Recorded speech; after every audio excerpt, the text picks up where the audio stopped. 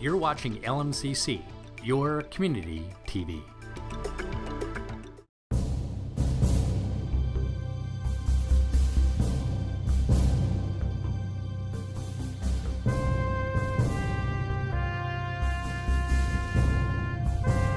Hi, I'm Kellie Murphy-Ringate from the Excelsior Fire District, and I'm at the state capitol today in front of the Minnesota Fallen Firefighters Memorial. Joining me today is Ken Perlman, the president of the Minnesota Fire Service Foundation.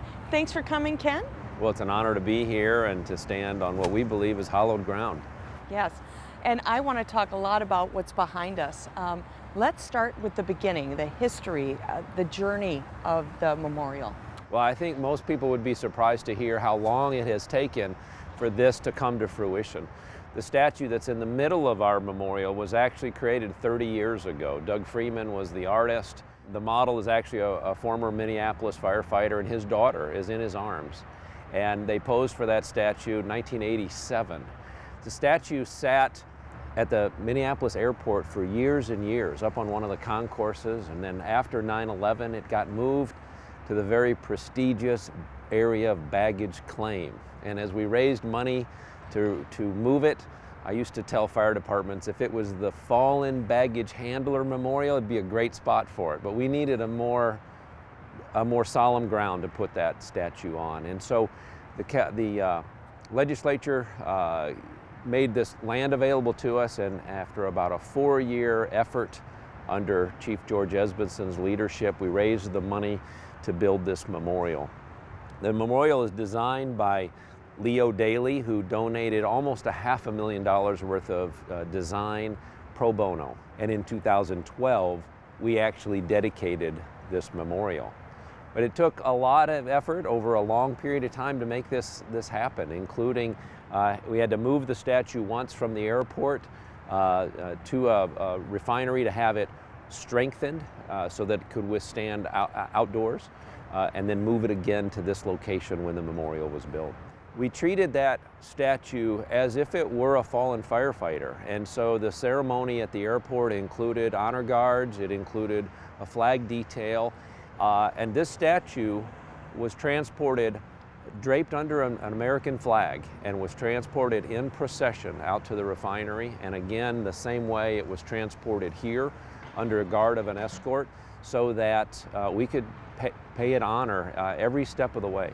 Can you tell us about the design of the memorial? There's a lot of really neat features here, and most people will come to the memorial and not really fully understand it. So it's a great topic to explore a little bit. First of all, wrapped around the memorial is a wall that has all of the fire departments in Minnesota, 791 fire departments in the state of Minnesota. What you'll notice about the walls is what we call a random alphabetical order. And so all the fire departments who begin with B are together, but they're scrambled so that if there was a new city that created a brand new fire department, we could add that fire department name without interrupting the flow of that wall. The label that says Minnesota Fallen Firefighters and the rust that drips from it was designed to look like tears so that as those rust marks came down across the stone wall there, it would resemble tears.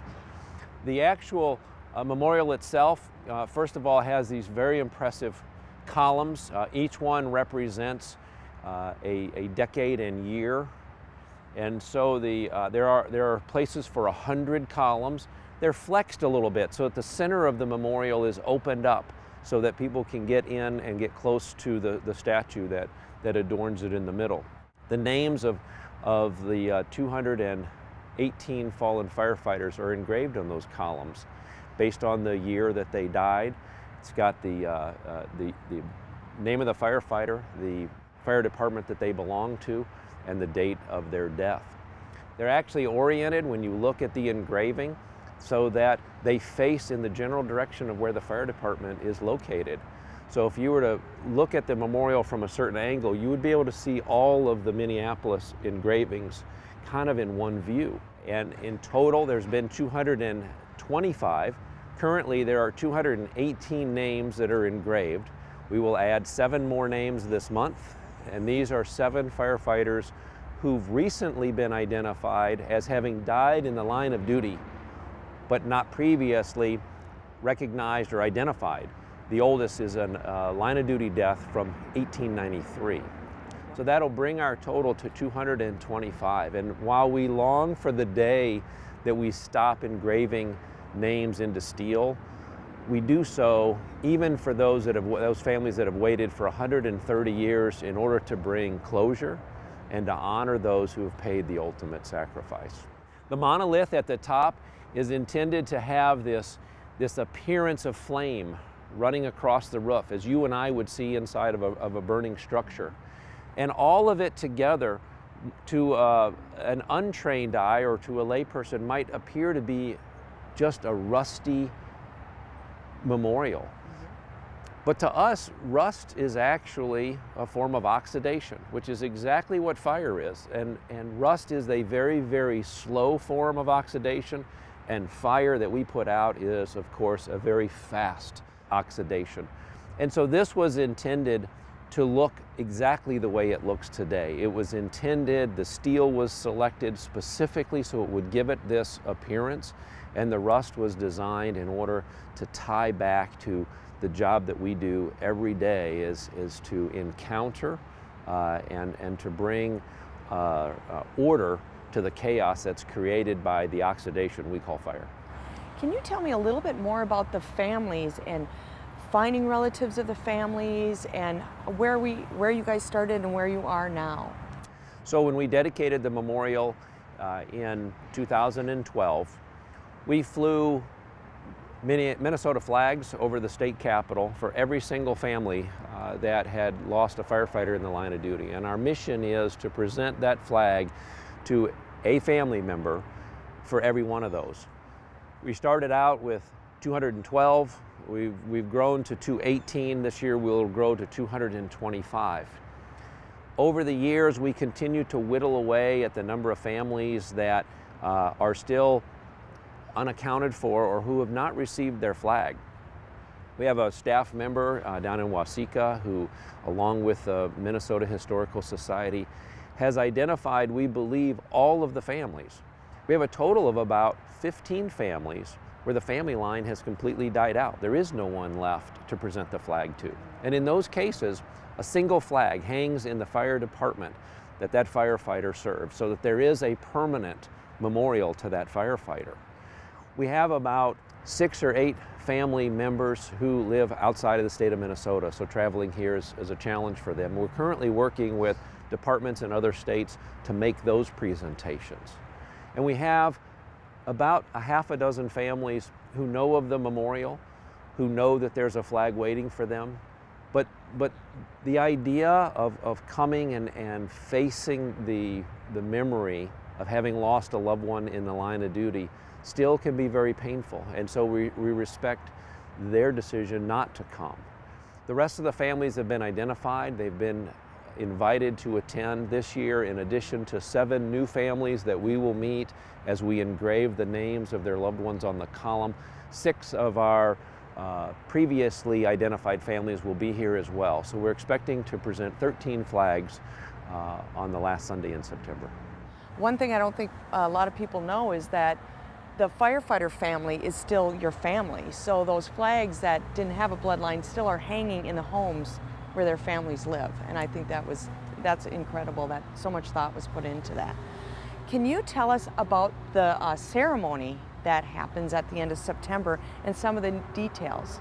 By state statute, the last Sunday of September has been identified as Fallen Firefighter Memorial Day here in Minnesota. And we host a ceremony right here on the grounds of the Capitol at the memorial, where we'll present those flags and pay honor not only to the families that have yet to receive their flag, but pay honor to all the firefighters whose names are engraved in these columns. We take one day out of the year and devote it to remembering those who have paid the ultimate sacrifice.